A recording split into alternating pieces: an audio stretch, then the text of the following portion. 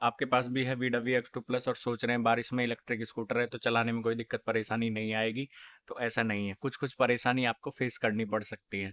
मैं अपने एक्सपीरियंस से और जो इसकी कुछ पॉइंट हैं उनको आज कवर करने वाला हूँ कि बारिश में आपको अपने स्कूटर को कैसे चलाना है और किन पॉइंट का ध्यान रखना है ताकि आपके स्कूटर में कोई भी दिक्कत परेशानी नहीं आए। तो चलिए वीडियो को करते हैं स्टार्ट। वीडियो को एंड तक देखोगे तो आपको बारिश में अपने स्कूटर से रिलेटेड समस्याएं नहीं आएंगी। सबसे पहले मैं एक बात आपको बता देता हूं कि आपको ये स्कूटर कितने पानी में चलाना है।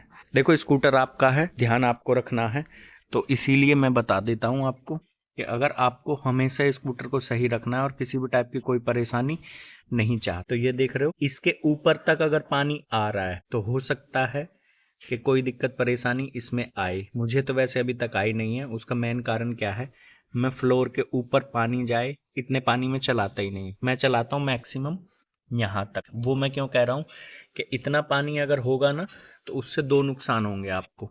कि देखो इतना पानी जब हो जाएगा ना तो 1 फीट से ज़्यादा हाइट हो जाएगी, और उस हाइट से क्या होगा कि जब आप कंटिन्यू पानी में चला रहे हो तो ये पैनल है ना सारे दबाव पड़ने की वजह से ना सारे ढीले हो जाएंगे, और जब आप पानी से बाहर निकलोगे ना तो ये साउंड करेंगे खड़ खड़ जब आप टूटे हुए रोड पे चलाओगे। तो इसीलिए मैं कह रहा हूँ कि आप ज़्यादा पानी में मत चलाओ, इतने पानी में चलाओ।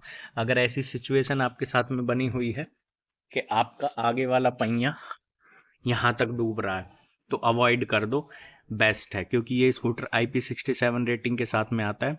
IP67 रेटिंग का मतलब वाटरप्रूफ नहीं होता है। ये है बैटरी कंपार्टमेंट। आप यहाँ पे देख रहे हो 2 बैटरी लगी हुई है, दोनों के टर्मिनल अलग अलग है, एक का आगे है एक के पीछे है।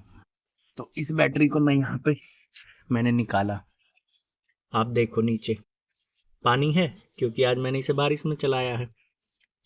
लेकिन इस टर्मिनल को देखो, टर्मिनल ये बिल्कुल सूखा हुआ है, देख रहे हो बिल्कुल सूखा हुआ। यानी आपको अगर पानी में चलाना भी है ना तो बहुत ज़्यादा दूर तक नहीं चलाना है, और ये टर्मिनल डूबना नहीं चाहिए। मतलब यहाँ से ऊपर ऊपर पानी नहीं आना चाहिए। इमीडिएटली तो इसमें कोई प्रॉब्लम नहीं आएगी। प्रॉब्लम आएगी जब आप इसको पानी में से निकाल दोगे 2 से 4 5 दिन बाद। इस चीज़ का आपको एक तो हमेशा ध्यान रखना है। जब आप अपने स्कूटर को पानी में चला के लेके आओगे तो जैसे इसमें पानी जाएगा वैसे ही इसमें स्कूटर को सूखे में चलाओगे, ऑटोमेटिकली पानी यहाँ से निकल जाएगा। ये यहाँ पे देख रहे हो ये वाला जो पॉइंट है यहाँ से भी पानी चला जाता है, नीचे से भी इसमें पानी चला जाता है। हालांकि आप देखोगे तो ये पूरा पैक है, उसके बावजूद भी आगे की तरफ से यहाँ से पानी चला जाता है। और यहाँ पे है इसके टर्मिनल। ये वाला जो एरिया है यहाँ इसकी ऑक्सिलरी बैटरी है, उसके टर्मिनल में पानी चला जाता है तो उसकी वजह से कई बार ये सेफ मोड इसमें आ जाता है।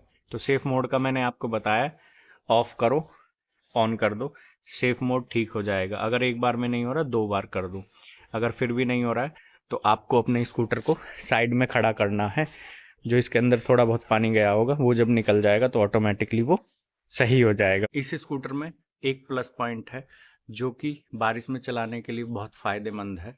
लोगों को ये चीज़ पता होना चाहिए, नहीं पता तो मैं बता देता हूँ कि इस स्कूटर में ना ही तो चैन ड्राइव आता है ना ही बेल्ट ड्राइव आता है, इसमें आता है गियर बक्सा ड्राइव। जिसका ये एडवांटेज है कि आप बारिश में चलाओगे पानी में तो आपको वैसे कोई परेशानी नहीं आती जो बेल्ट ड्राइव और चैन ड्राइव में आती है। क्या होता है कि आप अगर बारिश में चला रहे हो तो बारिश में कचरा भी आता है साथ में। तो कई बार कचरा है ना आपकी बेल्ट की पुल्ली में या गियर बक्से के इस पॉकेट में फंस जाता है। अगर चलते हुए वो फंस जाए तो कई बार अगर वो टुकड़ा लकड़ी का या कपड़े का बहुत ज़्यादा बड़ा हो तो बिल्कुल जाम हो जाता है। अब सपोज कि आप बारिश में चला रहे हो और पानी भरा हुआ 1 से 1.5 फीट और वो जाम हो जाए, उस कंडीशन में आपको अपने व्हीकल को धक्का लगाना बहुत मुश्किल काम हो जाता है, और आप ये भी नहीं समझ पाओगे तुरंत कि हुआ क्या, क्योंकि पानी भरा होगा ऑलरेडी।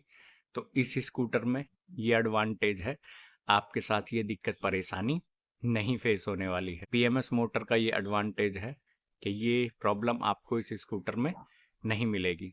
और उसका फ़ायदा भी ये है इस स्कूटर में, ना तो आपको बहुत जल्दी गियर बक्सा चेंज कराना है क्योंकि इसके गियर बक्से की जो गरारी है अगर आप सिंगल या डबल में भी चलाते हो तो 70 से 80 हज़ार किलोमीटर बड़ी ही आसानी से चल जाती है।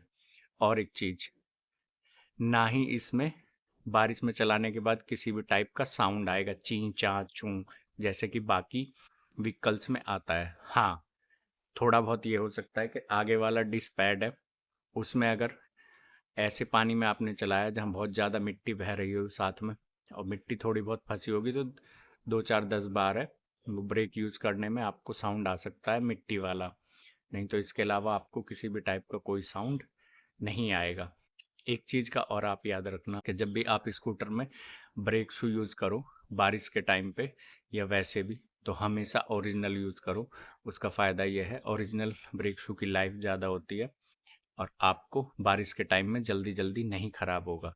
आप लोकल डिस्क पैड डलाओगे, वो बारिश के टाइम में बहुत जल्दी ख़राब हो जाता है। कि जब आप इस स्कूटर को कंटिन्यू बाहर छोड़ोगे बारिश में, तो आप एक वाटरप्रूफ रेन कवर ले सकते हैं स्कूटर का, क्योंकि यहाँ पे जो इसका डिस्प्ले है ना, ये आप डिस्प्ले देखोगे तो अगर कंटिन्यू बारिश हो रही है, किसी भी कांच में ना मॉइस्चर बहुत जल्दी ट्रांसफ़र हो जाता है। और यहाँ पे ये स्विच एंड कंट्रोल है, तो इनमें आप देखोगे धीरे धीरे मॉइस्चर शिफ्ट हो जाएगा। तो बहुत ज़्यादा महंगा आता नहीं है, आप कोई भी अच्छी कंपनी का वाटरप्रूफ अपना कवर ले सकते हैं, जिससे कि अगर आपको गली में खड़ा करना है तो उसे अपने स्कूटर पर ढक सकते हैं बारिश के टाइम में, या डेली भी आपको डायरेक्ट पानी जो है स्कूटर के संपर्क में नहीं आएगा। तो बारिश में ये चीज़ें कुछ आप याद रखोगे तो आपका स्कूटर लॉन्ग लाइफ चलने वाला है। और मैं तो कहता हूँ बारिश में चलाओ ही मत, लेकिन आप चला रहे हो तो हमेशा इको मोड में ही चलाना है, राइड या स्पोर्ट्स में नहीं चलाना है।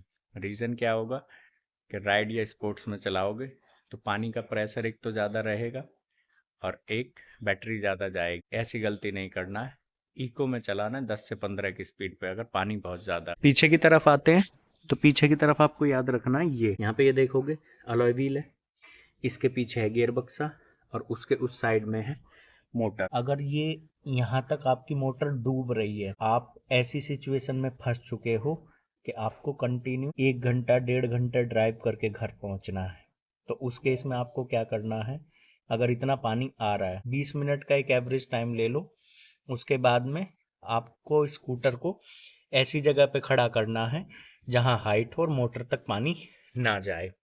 अब देखो एक चीज़ और बता देता हूँ, कई लोग कमेंट करते हैं और पूछते हैं कि हमारा स्कूटर बाहर गली में खड़ा रहता है और पानी बहुत ज़्यादा हो जाता है, तो उस केस में हम क्या करें।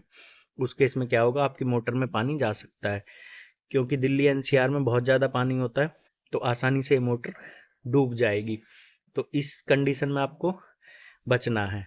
उसके लिए आप क्या कर सकते हैं, ईंटों को ऐसे बिछा के थोड़ी हाइट बना सकते हैं। अगर आपके वहाँ ज़्यादा पानी भर जाता है, बचा के रखोगे तो ज़्यादा सही रहेगा, क्योंकि चलते हुए में अगर इतना पानी है तो उतनी दिक्कत नहीं आती है। अगर खड़े में ये कंटिन्यू खड़ा हुआ है तो मॉइस्चर जो है ना मेटल में ट्रांसफ़र हो जाता है, जिसकी वजह से चलने के बाद 2 से 3 दिन बाद इसमें कार्बन आने के बाद दिक्कत प्रॉब्लम आनी शुरू हो जाती है। तो इन सारी चीज़ों को आपको अवॉइड करना। तो ये सारी चीज़ आप अपने स्कूटर के साथ फॉलो करोगे तो आपका स्कूटर लॉन्ग लाइफ चलने वाला है और बारिश में आपको किसी भी टाइप की कोई दिक्कत परेशानी नहीं आएगी।